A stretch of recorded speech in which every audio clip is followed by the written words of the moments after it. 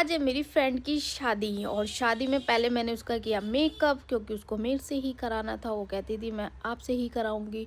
और उसके बाद फिर हम दोनों रेडी होके गए। मैं तो थोड़ा लेट गई थी लेकिन मेरी जो फ्रेंड थी वो भी लेट हो गई थी क्योंकि उसकी एंट्री होने वाली थी और हम लोग रेडी ही नहीं हुए थे। फ्रेंड भी थोड़ा लेट आई थी रेडी होने के लिए।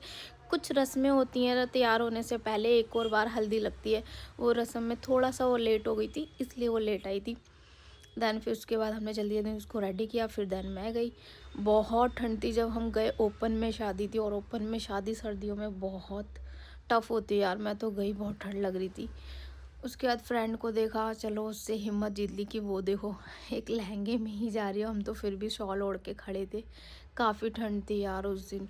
याद रहेगी मुझे अपनी फ्रेंड की शादी। सब लोग अच्छे से एंजॉय कर रहे थे। अगर मेरी फ्रेंड की शादी आपको अच्छी लगे तो like comment share subscribe. Bye bye. Thank you for my watching video.